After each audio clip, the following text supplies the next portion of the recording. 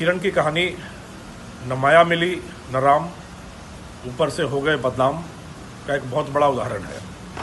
फर्जी तरीके से इसने नौकरी हासिल करने की कोशिश की, इस गैंग के चंगुल में फंसी, गैंग का भाग बनी और उस चक्कर में दिन रात का चैन छूटा, घर छूटा, मोबाइल छूटा, पति से भी अलगाव हो गया और अब पुरुष मित्र के साथ रह रही थी, पुरुष मित्र के साथ भी अलगाव हो गया और अब जेल की सलाखों के पीछे आगे आने वाले दिन कटने हैं।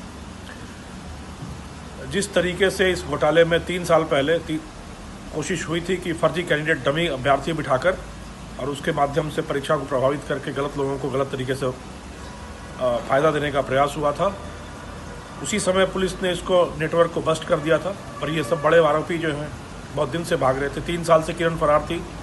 25,000 रुपये का इनाम था इस पर। ये कभी बाड़मेर, कभी बालोतरा, कभी सांचौर, कभी जोधपुर के अलग अलग मोहल्लों में, गलियों में, अलग अलग इलाकों में रहती रही।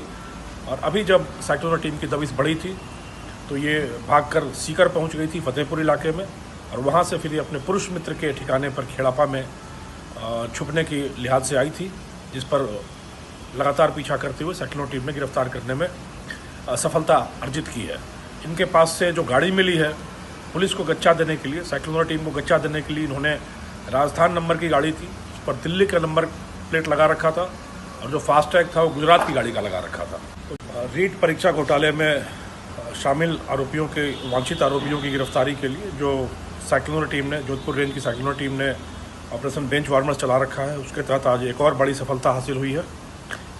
एक बड़ी आरोपी किरण, पत्नी झुंझाराम, निवासी बाड़मेर, कल शाम में नाटकीय तरीके से लुका छिपी का खेल खेलते हुए खेड़ापा इलाके में पुलिस के द्वारा, साइक्लोनर टीम के द्वारा पकड़ी गई है। किरण की कहानी न माया मिली न राम, ऊपर से हो गए बदनाम का एक बहुत बड़ा उदाहरण है।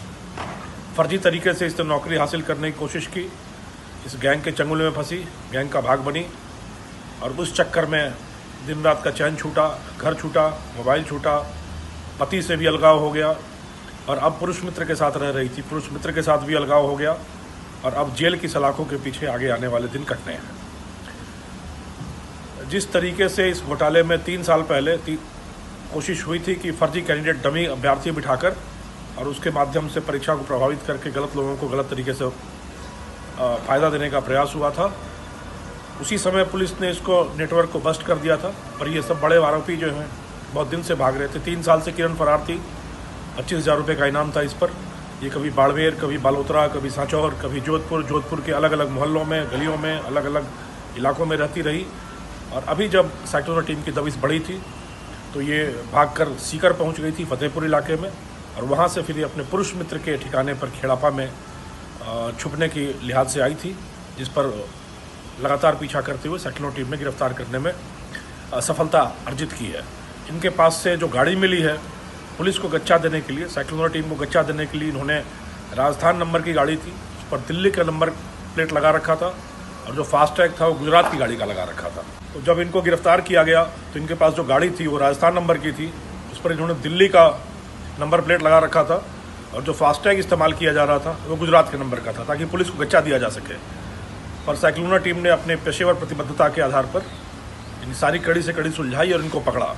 और इस तरह के सारे फरार, कुख्यात, वांछित जो अपराधी हैं उनके लिए हम लोगों का एक बड़ा स्पष्ट सा संदेश है कि हर दिन घबरा कर कच्ची नींद से जागोगे और तुम पुलिस से कब तक भागोगे। आना तो पड़ेगा ही। तो इसलिए बेहतर यह है कि अपराध का रास्ता छोड़ें, अपराध से तौबा करें, समाज की मुख्य धारा में शामिल होने का प्रयास करें, अपने किए के लिए पछतावा करें, अपने किए की सज़ा भुगतें और समाज की मुख्य धारा में फिर से शामिल हों। साइक्लोनर टीम को एक और लगातार बड़ी शानदार सफलता के लिए बहुत बहुत बधाई, और एक बार फिर युवा वर्ग को यह आश्वस्ति कि उनका भविष्य बिल्कुल सुरक्षित हाथों में है। वो अपनी प्रतिभा और अपने परिश्रम के बल पर मुकाम हासिल करें, इस रास्ते में कोई बाधा नहीं आएगी। धन्यवाद।